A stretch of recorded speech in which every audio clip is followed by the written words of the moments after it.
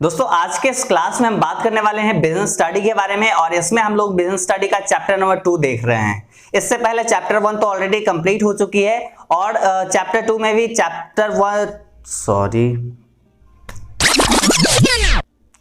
दोस्तों आज के इस क्लास में हम बात करने वाले हैं बिजनेस स्टडी के बारे में और इसमें हम लोग देखेंगे बिजनेस स्टडी का चैप्टर नंबर 2। बिजनेस स्टडी का चैप्टर नंबर 1 तो हम लोग ऑलरेडी पहले कंप्लीट कर चुके हैं। चैप्टर नंबर 2 में भी क्लास 1 क्लास 2 आपको पहले दे चुके हैं, लेक्चर 1 और लेक्चर 2 पहले करा चुके हैं। अगर आप नहीं देखे हैं तो डिस्क्रिप्शन में लिंक है, आप जाके देख सकते हैं। अभी यहाँ पे थर्ड क्लास के बारे में बात करेंगे और तीसरा क्लास को हम प्रॉपर देखेंगे। और सबसे इंपॉर्टेंट जो टॉपिक है ना, ये सब हेनरी फ्योल द्वारा प्रतिपादित प्रबंध के सिद्धांत, इन सारे टॉपिक्स को इतना इजी बना देंगे आज आपके लिए। तो मतलब ये आप देखिएगा, जैसे हर एक स्टूडेंट का ये डाउट रहती है, जैसे आप देखे होंगे कि हर बार एग्जाम में ये इससे प्रश्न आती ही आती है, हर बार आती है, लगभग ज्यादा बार। शायद ही कोई ऐसा बार हुआ होगा जिस बार ये क्वेश्चंस नहीं पूछा गया हो, लेकिन मोस्टली हर बार पूछा ही जाता है। तो इसलिए ये जो टॉपिक है ना, ये टॉपिक को आपको पूरा क्लियर कर देंगे, मतलब इसमें कहीं से कोई डाउट नहीं होगी और खास करके आपको रटना नहीं पड़ेगा, हर एक चीज आपको समझ में आ जाएगी। तो अगर आपको ये पूरा क्लास अच्छा लगे तो इसको लाइक कर लीजिएगा, अपने दोस्तों के साथ शेयर करिएगा और साथ में चैनल को सब्सक्राइब करके बेल आइकन जरूर ऑन कर लीजिए, क्योंकि हम यहाँ पे proper business study, APS, accounts, economics, इन सब का वीडियो लेक्चर्स लाते चलेंगे आपके लिए। तो बस आप लोग अपना प्यार दिखाइए। हम लोग चलिए अब वीडियो को स्टार्ट करते हैं। चलिए सबसे पहला जो हमारे पास टॉपिक है वो है हेनरी फ्योल द्वारा प्रतिपादित प्रबंध के सिद्धांत। सबसे पहले अगर बात करें हेनरी फ्योल जी कौन थे और तब उसके बाद जानेंगे कि उनके द्वारा प्रतिपादित प्रबंध के सिद्धांत, ये सब अच्छे से जानेंगे। सबसे पहले थोड़ा सा बुक से जो हम हेनरी फ्योल जी के बारे में बता देते हैं। हालांकि हेनरी फ्योल जी के बारे में यहाँ लिखा हुआ भी है कि ये जो है फ्रांस में इनका जन्म हुआ था, फिर भी देखिए कब हुआ था, तो 1841 ईस्वी में फ्रांस में इनका जन्म हुआ था और सन 1860 में इंजीनियर ग्रेजुएट हो जाने पर इन्हें जो है फ्रांस की एक बड़ी कोयला खान कंपनी में इंजीनियर नियुक्त किया गया। कब?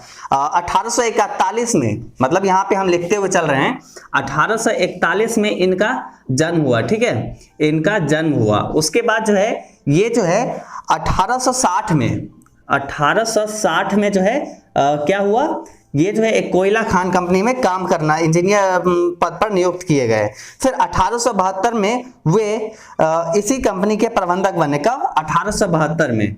1872 में क्या बन गए? प्रबंधक बन गए। आप लोग थोड़ा सा ध्यान देके यहाँ पे देखिएगा, प्रबंधक बन गए। इनका जन्म हुआ था 1841 में और ये जो है इंजीनियर बने कोयला कंपनी में, ठीक है, कोयला यहाँ पे लिख दे रहे हैं। तो 1841 में इनका जन्म हुआ, किनका? हेनरी फ्योल जी का जन्म हुआ। 1860 में कोयला कंपनी में इंजीनियर पद पर नियुक्त किए गए और 1872 में उसी कंपनी का जो है क्या बन गए? प्रबंधक बन गए। और उसके बाद जो है तथा 1888 में प्रबंध संचालक बन गए। फिर जो है 1888 में जो है उसी कंपनी का जो है प्रबंध संचालक बन गए। क्या चीज? प्रबंध संचालक, प्रबंध संचालक बन गए। कब? 1888 में। अगले 30 वर्ष तक वे इसी पद पर कार्यरत रहे। कब तक? अगले 30 साल तक जो है वो इसी पद पर रहे, प्रबंध संचालक बन के रहे। कौन? हेनरी फ्योल जी। उसके बाद अगर बात करें तो इस सर्वोच्च पद पर आसीन होने के कारण फ्योल ने उच्च स्तर पर प्रबंध की समस्याओं का गूढ़ अध्ययन किया। देखिए ये जो है प्रबंध संचालक क्या हुआ? उच्च स्तरीय प्रबंधक हुआ। उच्च स्तरीय प्रबंधक, आपको बताए थे प्रबंध के जो है स्तर कितने होते हैं? 3 स्तर, निम्न स्तर, मध्य स्तर, उच्च स्तर। उच्च स्तर ये हुआ, प्रबंध संचालक क्या हुआ? उच्च स्तर। अब ये जो हेनरी फ्योल जी उच्च स्तर पर थे, तब ये जाने कि क्या जो है दिक्कत आती है, क्या दिक्कत आती है जो निम्न स्तरीय प्रबंधक होते हैं और जो उच्च स्तरीय प्रबंधक होते हैं उनके बीच कम्युनिकेशन का और भी सारा जो दिक्कतें थी उन सब का अध्ययन प्रॉपर वो किए, ठीक है। उन्होंने 1916 में, कब? 1916 में वो जो है एक पुस्तक लॉन्च किए। कब? 1916, 60 नहीं, 1916 में फ्रेंच भाषा में एक जो है पुस्तक लॉन्च किया जिसका नाम था general and industrial management. General and industrial management पुस्तक प्रकाशित किया जिसका 1929 में अंग्रेजी अनुवाद हुआ। मतलब ये जो है फ्रेंच में, ये जो है फ्रेंच भाषा में एक पुस्तक लॉन्च किए थे फ्रेंच में। और उसके बाद जो है कब? 1929 में। देखिए ये सब जो है खैर इंपॉर्टेंट है, आपको इसलिए यहाँ पे बताया जा रहा है। ये सब जो है वैसे आपके कोचिंग क्लास में ज्यादातर फोकस नहीं किया जाता है, इसलिए हम यहाँ पे फोकस करवा रहे हैं, क्योंकि इससे भी कभी कभी ऑब्जेक्टिव क्वेश्चंस पूछा जाता है। आपको अगर 2 मिनट हम एक्स्ट्रा ही पढ़ा देंगे, अगर बाई चांस 1 मार्क्स कहीं इससे आ जाती है, तब तो यहाँ पे 2 मिनट आपका सफल हो जाएगी ना। तो उसके बाद जो है ये जो है 1929 में अंग्रेजी अनुवाद किया गया उनके पुस्तक को, ये हो गई। उसके बाद अगर हम बात करें तो सन 1918 में अवकाश प्राप्त कर लिए। जब इतना दिन काम कर लिए तो 1918 में जो है वो क्या कर लिए, अवकाश प्राप्त कर लिए, और सन 1925 में उनकी मृत्यु हो गई। तो कब तक उनका जीवनी रहा? तो उनका जीवनी रहा 1841 से 1925 तक। कब तक? 1841 से 1925 तक उनका जीवन काल रहा। ठीक है, याद रहेगा। तो यहां पे ये पूरा हो गया हेनरी फ्योल के बारे में। अब हम लोग प्रॉपर समझ सकते हैं ये जो है हेनरी फ्योल का जो है इनके द्वारा प्रतिपादित प्रबंध के सिद्धांत जो है, इसको अब हम लोग समझ सकते हैं। अब कोई दिक्कत नहीं है। हेनरी फ्योल से आप प्रॉपर परिचित हो गए कि हेनरी फ्योल कौन थे। सबसे पहले तो हेनरी फ्योल का जन्म हुआ था फ्रांस में, हुआ था। कब हुआ था?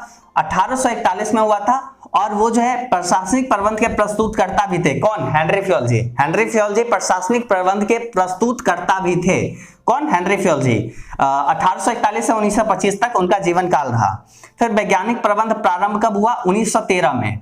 1913 में, जबकि वो जो है 1911 में ये जो है यहाँ पे वैज्ञानिक प्रबंध, ये अभी ये जो है ये पॉइंट जो है आपको थोड़ा देर बाद हम बताते हैं, लास्ट में बताएंगे। जब ये आपको पढ़ा देंगे टेलर के बारे में, तब ये पॉइंट हम आपको समझाएंगे।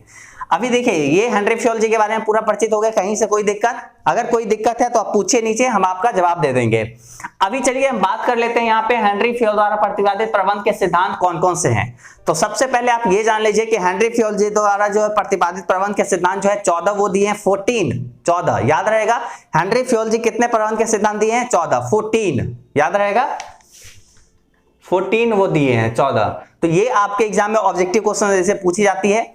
अब देखिए सबसे पहला जो सिद्धांत वो दिए हैं कार्य विभाजन का सिद्धांत। कार्य विभाजन का सिद्धांत, ये सिद्धांत क्या हुआ? सबसे पहले सिद्धांत क्या होती है आपको बताएं। सिद्धांत एक होती है प्रिंसिपल, जो कि ये देखा जाता है कि व्यवसाय में क्या चीज कमी है, क्या चीज का दिक्कत आ रही है, उसको बहुत सारा अध्ययन किया जाता है।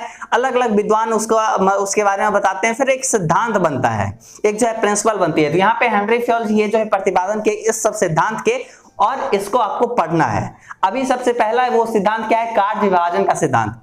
हेनरी फ्योल बताते हैं कि कार्य विभाजन का सिद्धांत किसी भी व्यवसाय को सफल होने में सबसे महत्वपूर्ण कारक होती है। तो मतलब कार्य विभाजन सही तरीके से होनी चाहिए। कोई भी व्यवसाय है, अगर वो कार्य विभाजन सही तरीके से नहीं करती है तो वो निश्चित रूप से बाद में फेल कर सकती है, वो प्रॉपर संचालन उसका नहीं हो सकता है। जब जो व्यक्ति मतलब कार्य विभाजन का सिद्धांत से मतलब ये है कि जो व्यक्ति जिस कार्य के लिए योग्य है उसे वही कार्य सौंपा जाना चाहिए, ताकि उस कार्य में कार्य कुशलता आए, कार्य में जो है क्या हो, जो भी कार्य किया जा रहा है उसमें वृद्धि हो। तो ये यहाँ पे हो जाती है कार्य विभाजन का सिद्धांत। समझ में आ गया? मतलब जो कर्मचारी जिस कार्य के लिए योग्य है उसे वही कार्य दिया जाए, मेनली यही इसका मतलब होता है कार्य विभाजन का सिद्धांत।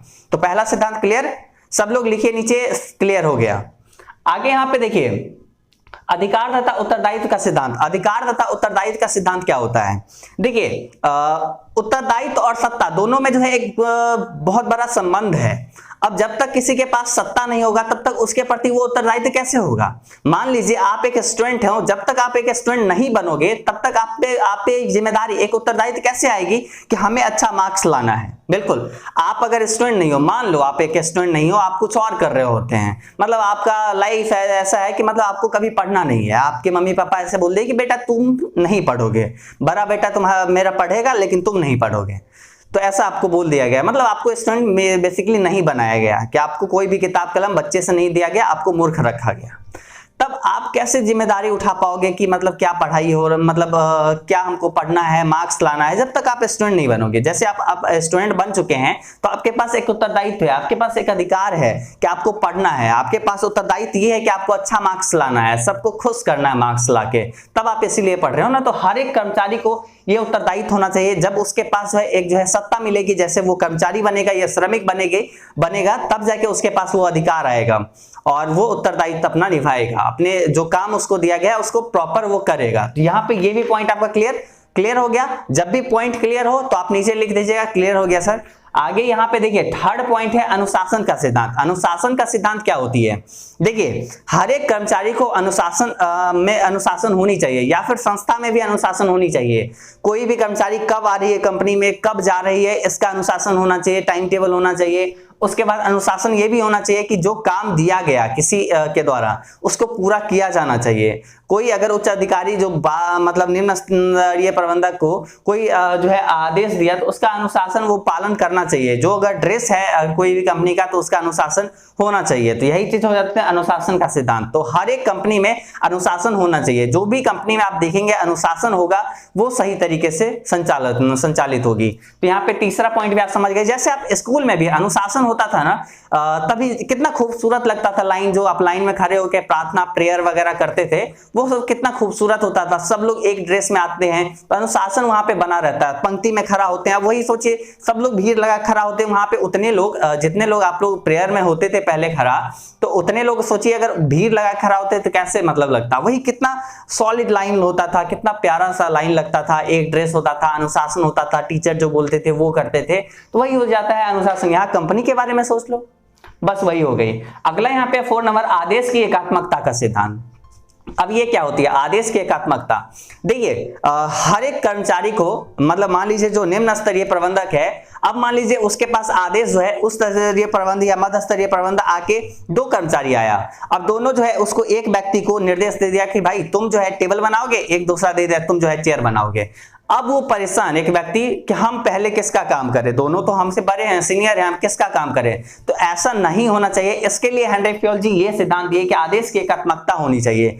एकात्मकता का सिद्धांत ये दिए कौन? हेनरी फ्योल जी।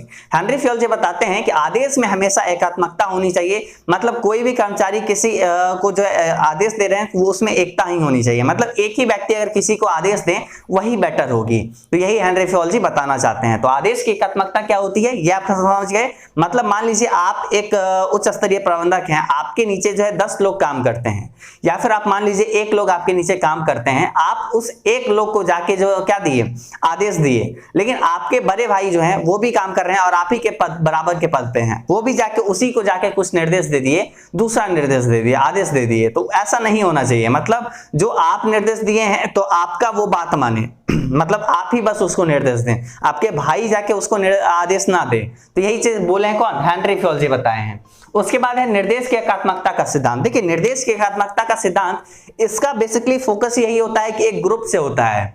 मान लीजिए अगर एक ग्रुप है, एक समूह है और वो एक कार्य के लिए जा रहा है, मतलब एक कार्य, एक उसका लक्ष्य जो है वो एक है, एक ग्रुप है जिसका एक लक्ष्य जो है एक है। अब उस ग्रुप के जो निर्देश देने वाले व्यक्ति होंगे, जो निर्देशक होंगे, वो जो है एक ही व्यक्ति होना चाहिए, वो एक ही व्यक्ति होना चाहिए। एक ग्रुप का निर्देशक जो एक कार्य जो उसका लक्ष्य है और उसको पूरा करने के लिए वो पूरा समूह काम कर रहा है, तो उसका जो निर्देशक होना चाहिए एक व्यक्ति होना चाहिए। 2 व्यक्ति होंगे तो निर्देश यहाँ पे अलग अलग हो जाएंगे। तो इसलिए यहाँ पे ये भी सिद्धांत दिया गया है, ताकि निर्देश जो भी दिया जाता है कि कोई बोल रहा है कि अगर मान लीजिए समंदर किनारे काम है, अब माना कोई बोला कि भाई चप्पल पहन के जाना और एक दूसरा बोल दिया चप्पल पहन के मत जाना, तो इसलिए निर्देश देने वाला व्यक्ति भी एक होना चाहिए। तो यहाँ पे ये बोला गया है। बेसिकली ये जो है इंडिविजुअल से संबंधित होती है और ये जो है ग्रुप से संबंधित होती है, समूह से। अब यहाँ पे बात करते हैं व्यक्तिगत हितों की अपेक्षा सामान्य हितों की अधीनता। व्यक्तिगत हितों की अपेक्षा यहाँ पे सामान्य होगा, व्यक्तिगत हितों की अपेक्षा सामान्य हितों की अधीनता।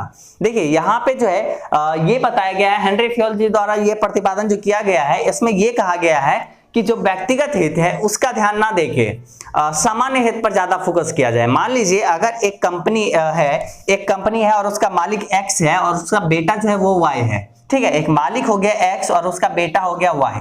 अब जो है एक्स को ये नहीं देखना चाहिए कि वाई मेरा बेटा है तो इसलिए इसके पक्ष में हम ज्यादा रहेंगे, इसके हित के बारे में ज्यादा सोचेंगे, और हमारे जितने भी मान लीजिए जेड जो है कर्मचारी है और ए बी सी डी ये सब मेरा कर्मचारी है तो इसके बारे में ना सोचें। तो मतलब ये नहीं होना चाहिए। एक कंपनी में अपने बेटे को भी वही समान दर्जा देना चाहिए, तभी जाके एक कंपनी सफल हो पाती है। हाँ, बाद में जब इसके बाद जो है एक्स है, मान लीजिए प्राइवेट लिमिटेड है, तो ये एक्स चला गया, एक्स मान लीजिए गुजर गए या फिर बूढ़े हो गए, तो आप अपने बेटे को वाई को पूरी जिम्मेदारी दे दे, लेकिन जब तक वो खुद हैं तब तक सबके हित में बराबर फैसला लें। तो तो और मतलब हमेशा जो है सही फैसला ले। तो यही हो जाती है व्यक्तिगत हितों की अपेक्षा समान हितों। जैसे मान लीजिए ए को जो है ज्यादा पैसा दे रहे हैं, वही ए बी सी डी को कम पैसा दे रहे हैं, तो ऐसा नहीं होना चाहिए। समान हित, सबके हित में फैसला लेना चाहिए। तो यही जो है हेनरी फ्योल जी के द्वारा ये छठा सिद्धांत है। अगला सातवां सिद्धांत देखिए, कर्मचारियों के पारिश्रमिक का सिद्धांत।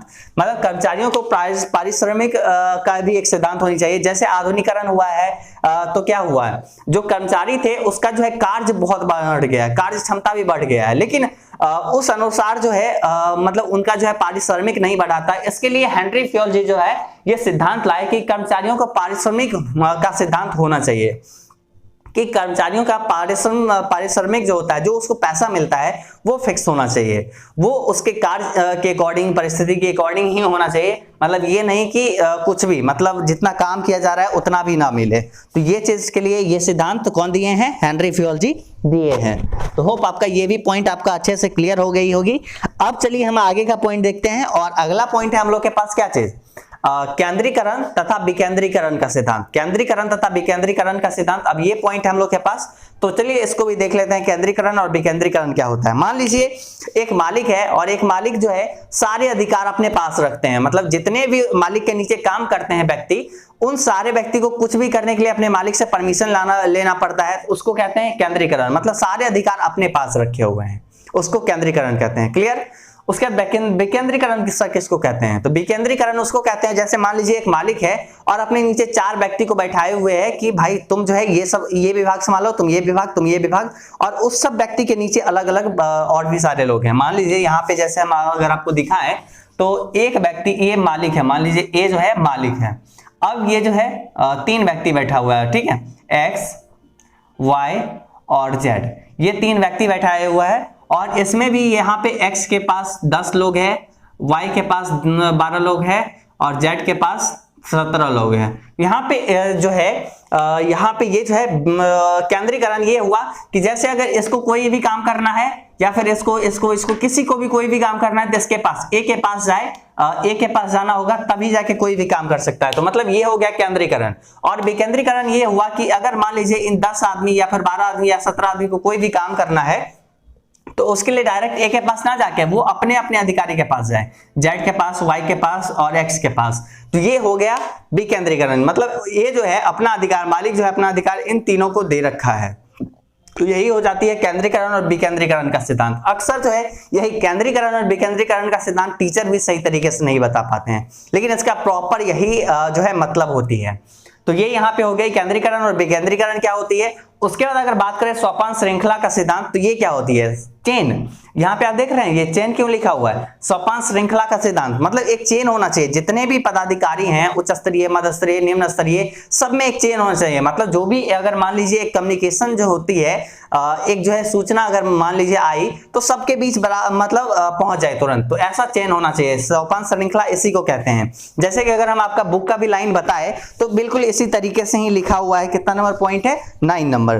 तो यहां पे देखिए सोपान श्रृंखला, सभी पदाधिकारियों के मध्य सीधा संपर्क होनी चाहिए, आज्ञा देना और लेने का मार्ग बिल्कुल स्पष्ट होना चाहिए। मतलब सभी पदाधिकारियों के बीच जो है सीधा संबंध होना चाहिए, सीधा संपर्क होना चाहिए, संबंध नहीं, सीधा संपर्क होना चाहिए। मतलब वो एक दूसरे से सभी कभी भी बात कर सकते हैं, अपना सुझाव दे सकते हैं। यही हो जाती है सोपान श्रृंखला का सिद्धांत। उसके बाद है व्यवस्था अथवा क्रमबद्धता का सिद्धांत। कौन से वस्तु या फिर कौन से व्यक्ति को किस स्थान पर होना है, ये निश्चित होनी चाहिए। मान लीजिए एक कर्मचारी एक्स है, जिसको कोई भी काम दिया गया, अब उसके लिए उसे मान लीजिए उसे चेयर बनाने के लिए दिया गया। अब उसके पास कांटी घट गया, मान लीजिए जो कील होता है वो घट गया, तो वो कील वो कहां से लाएगा, एक निश्चित जगह होनी चाहिए। हर सामान के लिए एक निश्चित जगह होनी चाहिए। व्यवस्था अथवा क्रमबद्धता का सिद्धांत यही होती है, कौन सा व्यक्ति कहां मिलेगा, कौन सा वस्तु कहां मिलेगा, इसका जो है जगह फिक्स होना चाहिए, स्थान फिक्स होना चाहिए, और वो उसी जगह पे अवेलेबल होना चाहिए। तो ये हो जाती है व्यवस्था अथवा क्रमबद्धता का सिद्धांत, हेनरी फ्योल जी के द्वारा दिया गया 10वां प्रबंध का सिद्धांत। अब 11वां सिद्धांत देखिए, वो है समता का सिद्धांत, यानी इक्वालिटी। मतलब एक संस्था या एक व्यवसाय में जितने भी कर्मचारी हैं, सभी को समान नजरों से देखा जाना चाहिए, समान वेतन देना चाहिए। हाँ, जो ज्यादा काम कर रहे हैं उनको थोड़ा सा मतलब एक्स्ट्रा देना चाहिए। यहाँ पे वही चीज बताया गया, अगर मान लीजिए किसी के बीच मतभेद हुआ तो उस मतभेद को खत्म करना चाहिए और समान रूप से इक्वालिटी रूप से मतलब उसका जो है डिसीजन लेना चाहिए, मतलब किसी के पक्षपात होके मतलब कोई भी डिसीजन नहीं लेना चाहिए। तो यहाँ पे हेनरी फ्योल जी के द्वारा यही बताया गया, समता का सिद्धांत, इक्वालिटी, कि सभी लोगों में समान रूप से भावना होनी चाहिए और मित्रवत रहना चाहिए।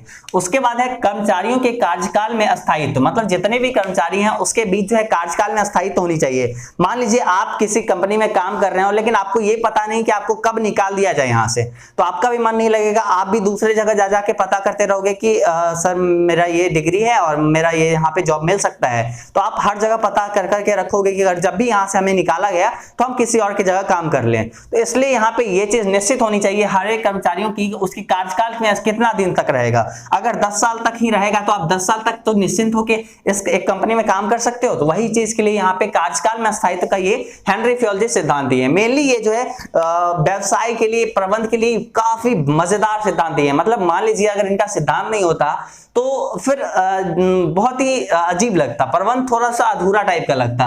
तो यहाँ पे हेनरी फ्योल जी के द्वारा ये जो प्रबंध का सिद्धांत है ना, काफी खूबसूरत है, काफी मतलब जो व्यवहारिकता में हम लोग देखते हैं वही चीज यहाँ पे लिखा हुआ है। पहल क्षमता का सिद्धांत, इनिशिएटिव। अब देखिए बहुत जगह क्या होता है ना कि मतलब जो प्रबंधक होते हैं वो अपने एटीट्यूड में रहते हैं कि कर्मचारी जो है मेरे अंदर जो काम करता है वो हमें कुछ ना आके बताए, वो हमें नहीं समझाए। मतलब अगर कुछ आया बताने के लिए कि सर जो अगर ये काम को हम अगर इस तरीके से करते तो हम ज्यादा अच्छा से कर पाते। अब ये प्रबंधक मेरे अंदर में काम कर रहे हो ना, तुम क्यों आए समझाने, तुम जाके अपना काम करो, जैसे बोला गया वैसे काम करो। अब ऐसा भी नहीं होना चाहिए। यहाँ पे वही चीज बताया है कि पहल क्षमता का सिद्धांत, मतलब जिसके पास जो नॉलेज है ना उसके अनुसार वो अपना आके ज्ञान दे सके, कि अपना सुझाव दे सके। हाँ, अपनाना नहीं अपनाना वो अलग मैटर है, लेकिन अपना सुझाव दे सके। बेसिकली उसके पास ज्ञान और जो नॉलेज है उसके अकॉर्डिंग वो मतलब अपना सुझाव दे सके। ऐसा यहाँ पे ये बताया है पहल क्षमता का सिद्धांत। इससे क्या होता है, वो अगर मान लीजिए आप उसका बात मान लिए तो वो अपना दिल जान लगा के काम करेगा कि नहीं मेरा बात सर माने हैं, अब तो सर को हमें बेस्ट रिजल्ट ला के देना है, बेस्ट काम करके देना है। तो इसलिए यहाँ पे ये सिद्धांत होनी चाहिए। उसके बाद है सहयोग की भावना का सिद्धांत, मतलब हर एक कर्मचारी, हर एक प्रबंधक, चाहे वो उच्च स्तरीय, निम्न स्तरीय, मध्य स्तरीय, सब में जो है क्या होनी चाहिए, उसमें होनी चाहिए सहयोग की भावना। किसी में ये नहीं एटीट्यूड होना चाहिए कि भाई हमें जो है किसी से मतलब नहीं, हमें किसी से मतलब नहीं, हमें आना है, अपना काम करना है और चले जाना है। अगर हमारे पास नॉलेज है फिर भी हम किसी को नहीं देंगे, तो ऐसा भावना नहीं होनी चाहिए। सहयोग की भावना होनी चाहिए, तभी जाके एक जो है व्यवसाय सफल हो पाती है। तो सहयोग की भावना होनी चाहिए। तो ये हेनरी फ्योल जी के द्वारा प्रबंध के 14 सिद्धांत है। होप आपको क्लियर हो गया होगा, कहीं से कोई दिक्कत नहीं होनी चाहिए।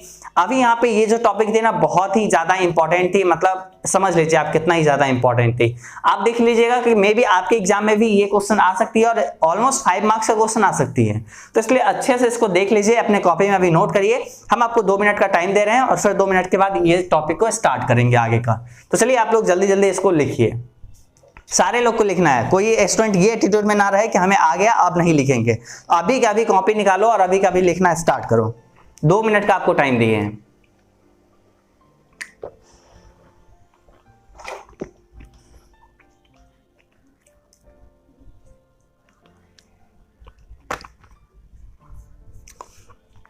सब लोग लिखते रहिए, कहीं जाना नहीं है, लिख लेना है। और 2 मिनट में हम तुरंत 2 मिनट भी टाइम आपको नहीं देंगे, जल्दी जल्दी सब लिखिए। क्योंकि कुछ बच्चे ऐसे होंगे जो सोचेंगे सर अब नहीं आए, अब हम जा रहे हैं। सर यहीं है, बस आपको बोर्ड खाली कर दिया गया है ताकि आप लिख पाए।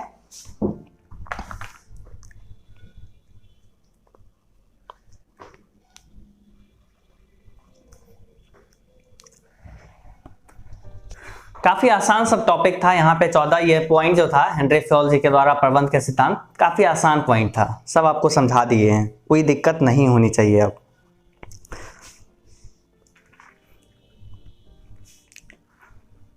चलिए दोस्तों, आप लोग मे भी लिख लिए होंगे। अगर हाँ नहीं लिखे हैं तो आप इसको रोक के आप लिख लीजिएगा, या फिर नोट्स जब हम आपको देंगे तो वो आप उससे लिख लीजिएगा। नोट्स आपको एजुकेशन वाला ऐप पे आपको मिल ही जाती है। अभी यहाँ पे देखिए अगला जो टॉपिक है वैज्ञानिक प्रबंध के जन्मदाता। वैज्ञानिक प्रबंध के जन्मदाता कौन है, तो अब इसके बारे में बात करते हैं। वैज्ञानिक प्रबंध के बारे में अभी तक हम लोग उतना सारा चीज पढ़े हैं, वैज्ञानिक प्रबंध ये दोनों क्लास में तो वही चीज हम लोग करते आए हैं, पूरा दोनों क्लास वैज्ञानिक प्रबंध किए हैं। लेकिन हमें जन्मदाता के बारे में अगर नहीं पता हो तो क्या कैसा लगेगा, मतलब किसी के पिता के बारे में नहीं पता हो, ये तो अजीब बात है। अभी देखिए इनका जो है वैज्ञानिक प्रबंध के जन्मदाता जो थे वो थे टेलर। इनका पूरा नाम जो है फ्रेडरिक विंस्लो टेलर था। फ्रेडरिक विंस्लो टेलर इनका पूरा नाम ये है। शॉर्ट में हम लोग इनको टेलर बुलाते हैं या फिर FW टेलर बुलाते हैं, तो ये इनका शॉर्ट में नाम है। इनका जन्म जो हुआ था 1856 में कहाँ हुआ था, फिलाडेल्फिया में हुआ था। फिलाडेल्फिया में हुआ था, USA में है ये स्थान। 1856 में इनका जन्म USA में हुआ था, यूनाइटेड स्टेट ऑफ अमेरिका में, और कौन से जगह पे, फिलाडेल्फिया में। सन 1911 में वैज्ञानिक प्रबंध के सिद्धांत पुस्तक प्रकाशित हुई, जिन्होंने जनता का ध्यान वैज्ञानिक प्रबंध की ओर आकर्षित किया। देखिए फ्रेडरिक जो है विंस्लो टेलर जो है इनको वैज्ञानिक प्रबंध के जन्मदाता माना जाता है। और ये जो है 1856 में ये जो है आप सिंपल याद रखिएगा, ये आपको भारी सा नाम नहीं याद रखना है। फिलाडेल्फिया में इनका जन्म हुआ था, USA में बेसिकली। सन 1911 में वैज्ञानिक प्रबंध के सिद्धांत पुस्तक प्रकाशित किए, कौन, फ्रेडरिक टेलर किए, जिन्होंने जनता का ध्यान वैज्ञानिक प्रबंध की ओर आकर्षित किया। इससे जो है 1911 में जब फ्रेडरिक टेलर जो है वैज्ञानिक प्रबंध के सिद्धांत नामक एक पुस्तक प्रकाशित किए, उससे जो है जनता का ध्यान जो है वैज्ञानिक प्रबंध की ओर आकर्षित हुई। और उसके बाद जो है वैज्ञानिक प्रबंध का प्रारंभ कब हुआ, 1913 में। यही जो पॉइंट था वो हम आपको बोले थे, लास्ट में हम आपको बताएंगे क्या था। 1913 में वैज्ञानिक प्रबंध प्रारंभ हुआ। 1911 में जो है ये पुस्तक लाया गया टेलर के द्वारा, वैज्ञानिक प्रबंध के सिद्धांत। और वैज्ञानिक प्रबंध प्रारंभ कब हुआ, 1913 से प्रारंभ हो गया, लागू हो गया। तो ये यहाँ पे हो जाती है फ्रेडरिक टेलर के बारे में, FW टेलर के बारे में। तो आपको समझ में आ गया होगा वैज्ञानिक प्रबंध के जन्मदाता कौन है। अब यहाँ पे चलिए अगला पॉइंट जो है वो देख लेते हैं, क्रियात्मक संगठन। ये क्या होती है क्रियात्मक संगठन? यह FW टेलर यानी क्या चीज, फ्रेडरिक विंस्लो टेलर की देन है, यानी टेलर जी का देन है। क्रियात्मक संगठन किसकी देन है, टेलर का देन है। उनके अनुसार प्रत्येक व्यक्ति प्रत्येक कार्य में दक्ष नहीं होता, इसलिए उन्हें वही कार्य दिया जाना चाहिए जिसमें वो दक्ष हो।